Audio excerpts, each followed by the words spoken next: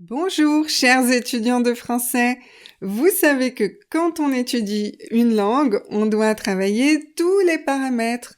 On doit travailler la grammaire, on doit travailler le vocabulaire, la prononciation, mais aussi la conjugaison. Et oui, la conjugaison, parfois vous l'oubliez. Vous commencez par bien la travailler quand vous êtes débutant, et ensuite vous vous dites « Pouf !»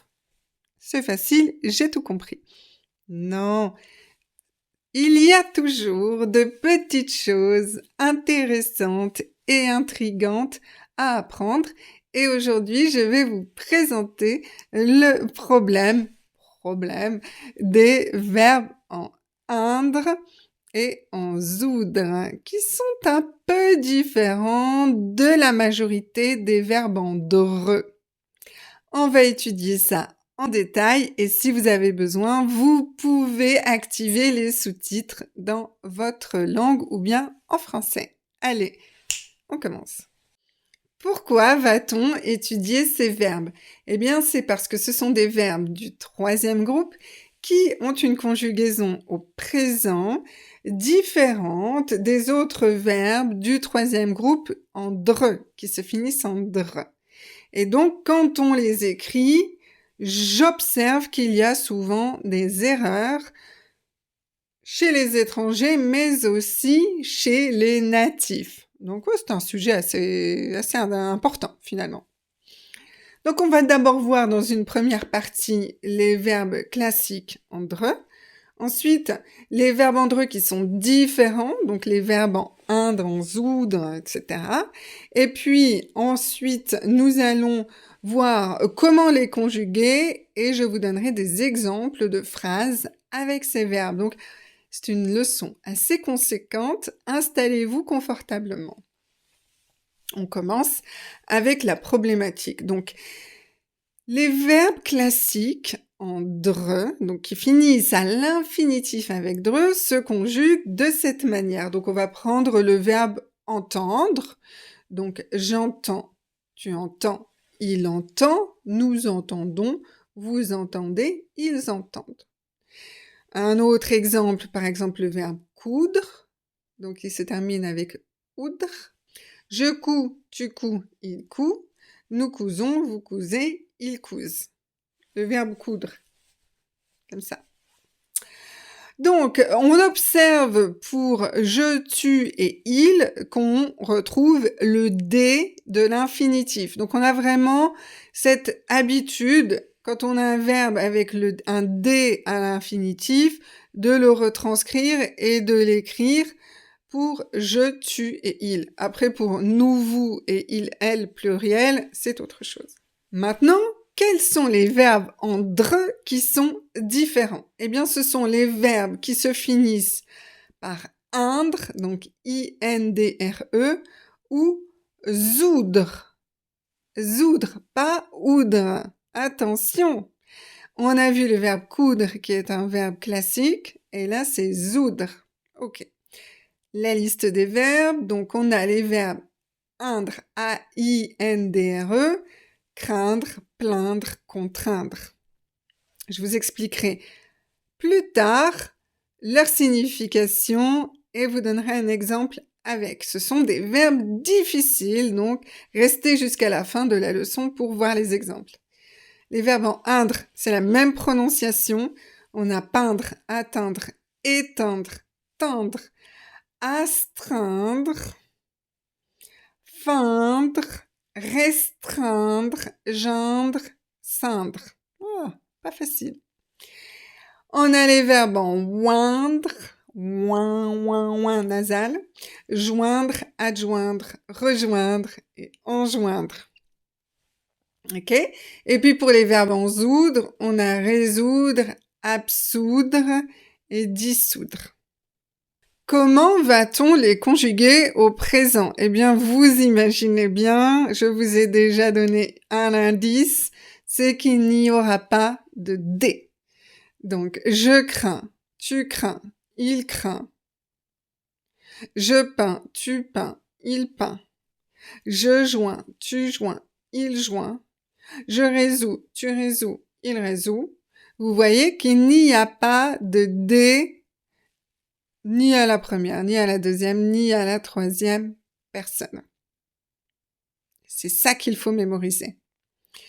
Et puis, aux 3 personnes du pluriel, il y a un changement de radical. Donc, par exemple, nous craignions, gnon, gnon, gnon, gnon. Vous craignez, ils, elles craignent. Bon, j'ai mis il dans cette leçon, mais quand je mets il, ça doit aussi être interprété comme elle. Donc, il, elle, on au singulier et il, elle au pluriel. On a l'habitude d'utiliser le il quand on est professeur pour aller plus rapidement, mais c'est vrai. Je vais faire un petit effort pour vraiment dire il, elle. Ce sera mieux. Donc, le verbe peindre, nous peignons, vous peignez, il peigne, elle peigne. Vous joignez, alors nous joignons, vous joignez, ils joignent, elles joignent. Et puis pour les verbes en zoudre, attention, c'est encore plus compliqué, c'est nous résolvons, vous résolvez, ils résolvent, elles résolvent. Voilà, donc ça, je vous donne les modèles et ensuite vous pourrez appliquer ces modèles à tous les verbes de la catégorie. Maintenant, je vais détailler chaque verbe pour que vous ayez un exemple clair de leur utilisation. Mais avant, je voudrais vous dire que cette vidéo vous est proposée par Planète Français, qui est mon école de français en ligne, dans laquelle vous pouvez vous inscrire pour progresser avec un programme jour après jour. Vous travaillerez la grammaire, le vocabulaire, vous travaillerez avec des exercices, des vidéos, des fiches à imprimer et aussi à l'oral avec des professeurs qui corrigeront votre prononciation. N'hésitez pas à aller voir sur mon site web pour plus de détails, plus d'informations, planètefrançais.com. Ok, on continue maintenant la leçon avec le détail de chaque verbe. Donc le verbe craindre. Je crains qu'il ne rate son train. Craindre, ça veut dire avoir peur, mais de façon plus formelle. Et j'ai aussi mis un nœud qui n'est pas de la négation, qui est le nœud explétif. J'ai déjà fait une vidéo sur le nœud explétif, vous pouvez la trouver sur ma chaîne. Plaindre. Tu le plains tout le temps, pourtant il ne le mérite pas. Ça veut dire avoir pitié de quelqu'un et le plaindre à l'oral en général. Voilà, exprimer sa pitié oralement. Geindre. Elles geignent dès qu'elles ont un problème pour qu'on fasse le travail à leur place. Ça veut dire se plaindre sans raison valable. Elles geignent. Pas facile à prononcer pour vous, j'imagine. Si vous êtes étranger. Alors, astreindre. Il s'astreint à faire au moins 30 minutes de sport par jour. C'est s'obliger à faire quelque chose. Très similaire au verbe contraindre, l'orage nous contraint à retarder notre départ. Là, c'est obligé, mais sans nécessairement une volonté du sujet. Parce que là, vous voyez, on a l'orage. Ce n'est pas l'orage qui va volontairement être méchant avec vous, non. Donc c'est pour ça qu'on peut utiliser le verbe contraindre, alors que le verbe astreindre, c'est vraiment quelque chose qui est volontaire. C'est une différence entre les deux verbes. Peindre, vous connaissez, nous peignons les murs du salon en beige. Atteindre, ils sont déterminés, ils atteignent toujours leurs objectifs. Donc, ils arrivent à faire leur objectif, atteindre. C'est comme atteindre, ils atteignent le sommet de la montagne. Éteindre, parfois vous avez du mal à faire la différence entre atteindre et éteindre. Pour nous les natifs, il y a une grande différence, mais j'imagine bien que pour vous, c'est pas toujours facile. Donc, éteindre, tu éteins la télé, s'il te plaît. Okay. Teindre. elle se teint les cheveux en blond. Hein, donc, tu vas changer la couleur de tes cheveux. Ou tu vas ajouter une couleur à tes cheveux. Feindre, plus formel. Nous feignons de comprendre ce qu'il dit pour qu'il ne se vexe pas. Ça veut dire faire semblant.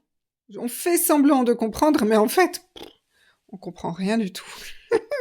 Bon, j'espère que vous comprenez ma leçon quand même. Enfreindre. Enfreindre. Si vous enfreigniez la loi, vous aurez des problèmes. Ça veut dire que vous ne respectez pas la loi. Enfreigner. Restreindre. Cette loi restreint beaucoup nos libertés. Elle va diminuer nos libertés. Elle diminue nos libertés. Ceindre. Entourer. Entourer quelque chose. Ça, c'est très formel. On l'utilise... Enfin, vous allez le rencontrer dans des documentaires historiques, par exemple, des livres historiques, parce qu'aujourd'hui, on l'utilise beaucoup moins. Les soldats saignent la ville pour l'assiéger. Vous voyez, ça c'est très historique. Aujourd'hui, on ne fait plus ça. Ce n'est plus... Enfin... Quoique... Enfin, j'espère qu'on ne le fera plus. Alors, ensuite... adjoindre. Nous lui adjoignons un assistant pour l'aider dans ses tâches. Très formel, hein, ça je vous préviens. Ajouter une personne pour aider. Voilà, adjoindre.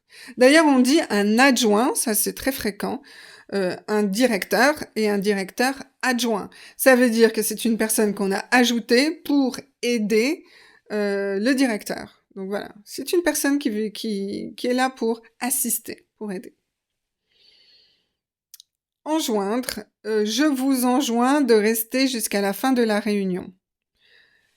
Ordonner, demander avec force, d'accord? Donc c'est le directeur qui dit « je vous enjoins de rester jusqu'à la fin ». Attention, c'est « je vous enjoins de rester ». Souvent, on entend « je vous enjoins à rester », mais c'est une erreur. Joindre, nous joignons toujours l'utile à l'agréable. Ça veut dire que nous associons l'utile et l'agréable. Par exemple, j'espère que dans cette leçon, on a réussi à joindre l'utile à l'agréable. Ensuite, les verbes en zoudre. Résoudre, nous résolvons toujours les énigmes très rapidement.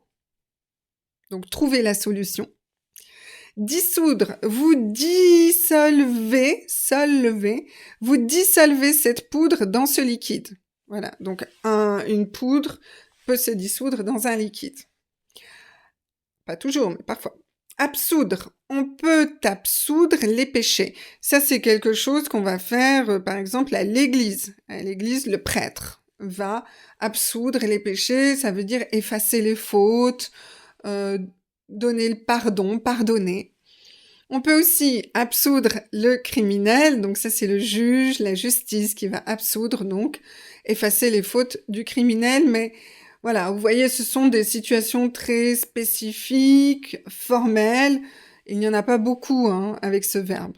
Voilà, on a fini cette leçon et je vous fais un petit résumé pour bien garder ça en tête.